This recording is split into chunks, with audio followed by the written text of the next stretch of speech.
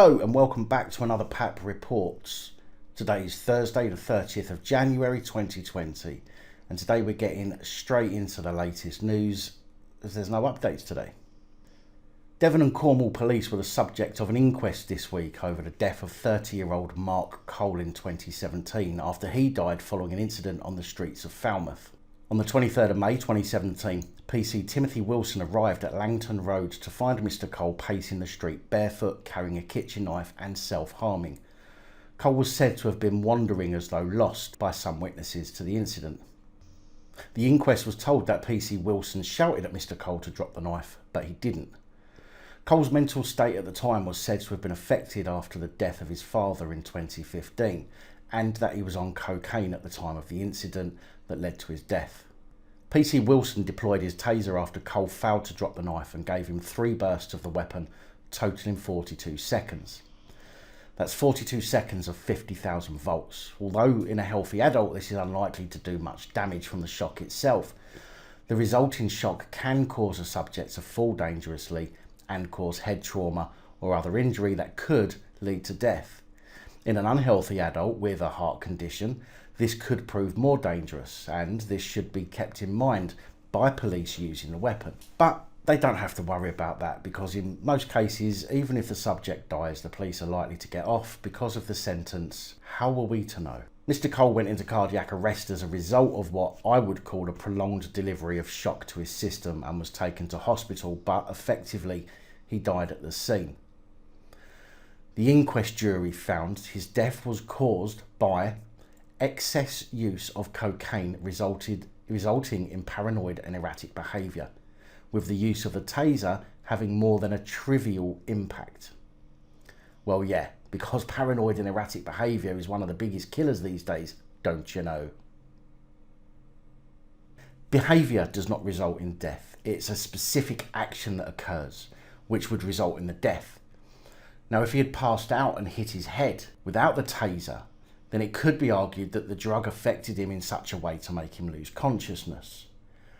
But this was after the taser was deployed and gave 42 seconds of 50,000 volts to his system. The man's heart rate would have been up at the time, and 3 shocks of 50,000 volts, although it's a very minor amperage, would have been enough to put considerable stress on his heart and cause issues, which in this case it did. However, Devon and Cornwall Police said the matter was referred to and investigated by the Independent Office for Police Conduct, which concluded the performance of its officers did not fall below the standard expected. Now, I have said in a previous video about my views on the taser when dealing with actual life and death situations, but there's nothing in this story that would suggest a life or death situation was actually occurring. A potentially dangerous situation, yes, but not life or death. And although the guy was pumped up on beak and he had a knife in his hand, from the reports there's no indication that I can find that Marc Cole couldn't have been talked down eventually. In fact, PC Wilson only asked him to put down the knife twice before deploying his taser. South Yorkshire Police Sargent Christopher Simpson is due to appear for a misconduct hearing on the 4th of February over allegations that between October 24th, 2018 and November 20th, 2018, Sergeant Simpson took a number of mobile phones, 2 tablet devices and a laptop from a Doncaster property store, and that on March 31st, 2019, while suspended, gained access to Doncaster Police Station without having permission to be there. South Yorkshire Police placed a statement on their website which reads, "It is alleged that conduct breached the standards of professional behaviour and amounted to gross misconduct." I will update people on this story no doubt next week on the outcome of the hearing, but at the moment that's literally all the information that's available. Did you know that being a grass for the police is actually quite a lucrative career? Me neither. But the University of Portsmouth Journalism Department made a Freedom of Information request to Thames Valley Police and were told that Thames Valley Police spent almost £750,000 in the past 5 years on paying informants. Now, this figure puts Thames Valley Police in 3rd place amongst all forces, with only the Metropolitan Police and West Midlands Police's grass bill being higher. The University of Portsmouth Journalism Department put the figures to Aylesbury Vale District Councillor Robin Stutchbury, who said, I would hope that the police have got a good audit trail for this spending of public money. I would also say that everyone that I grew up with, if they'd seen a crime, they would automatically report it to the police, as they are law-abiding citizens. So by its very nature, having to pay for information, well, I'm not a lawyer, but wouldn't it affect the case when it comes to court? I have no knowledge of police procedures, but what's important above all else is that the police can demonstrate the use of this money has produced credible results. A Thames Valley Police spokesperson said the percentage of spending on informants in Thames Valley Police in 2018 and 2019 was 0.038% of the total budget. Paying informants is just one of the tools that police have to gain information and is a very cost-effective tactic. It would be inappropriate for Thames Valley Police to comment on other forces' spending because we don't set their priorities and manage their budgets. Out of 45 police forces in the UK, 27 responded to the Freedom of Information request. The responses showed that police forces across the whole of the UK have spent at least £13.6 million on informants in the past 5 years. Wow. I wonder how many more police constables that money could have supplied. But I'm sure they would rather suffer with low staff numbers than give themselves actual work to do. Former Cheshire Police Special Constable Daniel Glassy of Dale Lane, Appleton, has been sentenced to 27 months, not suspended, in prison at Chester Crown Court after pleading guilty to controlling and coercive behaviour and harassment without violence. Glassy joined Cheshire Police as a special in August 2017 and in the following months was said to have become obsessed with the role, spending more and more time out on patrol and losing his temper on a number of occasions with his partner, a relationship which ultimately broke down and ended in June 2018. It was said that Glassy refused to accept her decision to end the relationship and, over the following months, he sent her a barrage of text messages and made numerous phone calls, constantly demanding to know where she was and who she was with some messages going as far as demanding that she send images to him to prove where she was and who she was with.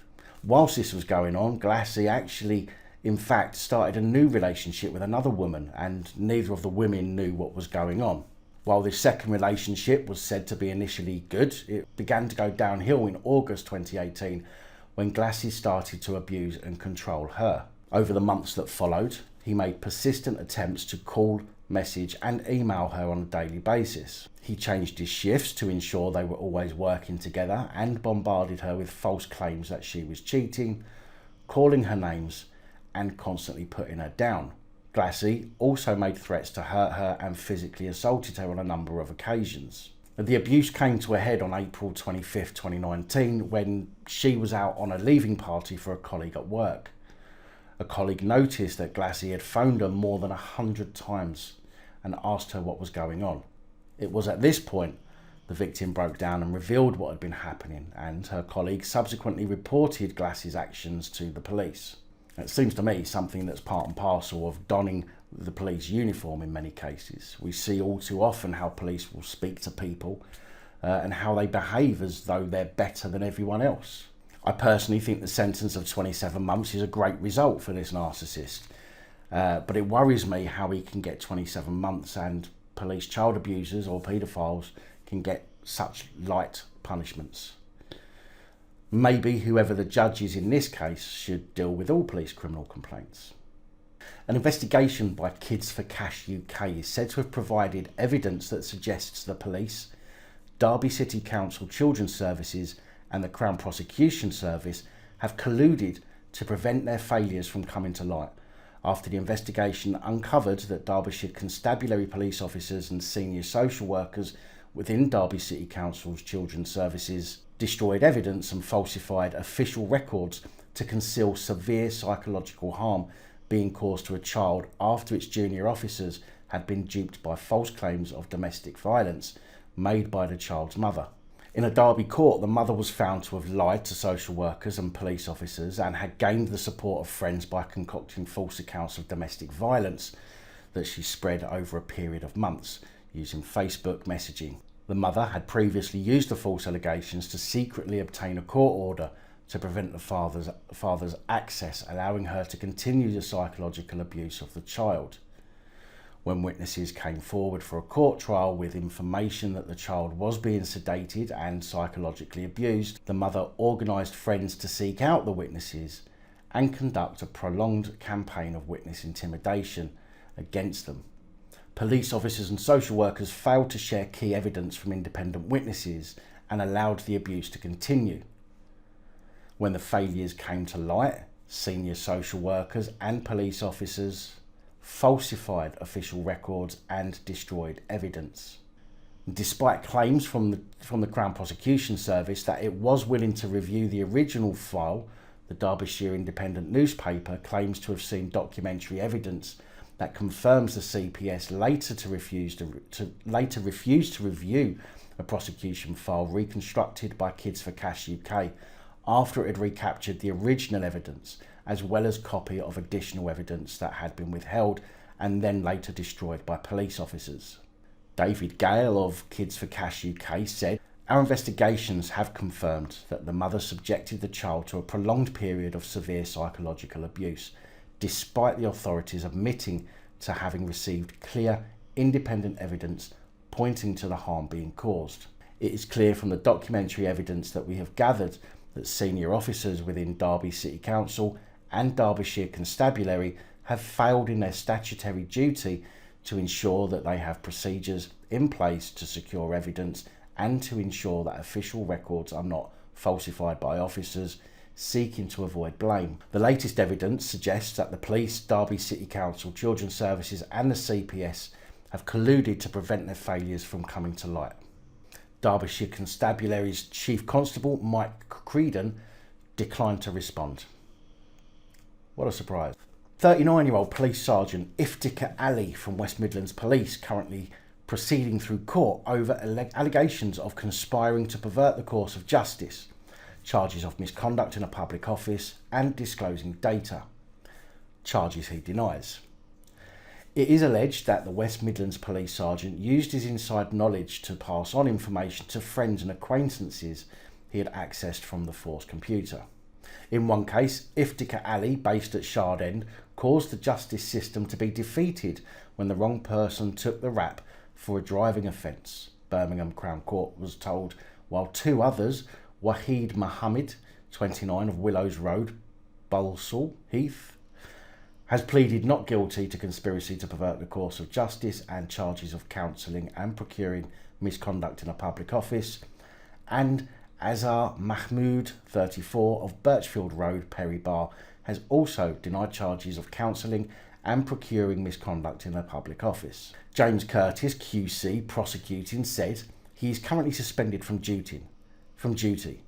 We say that he knowingly and deliberately abused his unique position as a trusted police officer to help his personal friends and acquaintances who were civilians on the outside with regard to brushes with the police that they had had and others close to them. He did this by accessing sensitive and highly confidential information held in police computers. He also said his co-defendants were perfectly well aware of the fact he was a policeman. That was what they were using him for. They also knew he could not possibly have the right to surf the police systems. Mr. Curtis said Ali had helped Mohammed by swapping the identity of a guilty driver in a driving incident. He took part in conspiring to deceive his own police force. This is not just overstepping the mark, it is corrupt. Mr. Curtis said the officer had joined the police force in 2003 as a constable, before becoming sergeant in 2010. However, he was subsequently passed over for promotion as an inspector and had written negative comments about his employers in a survey, he said.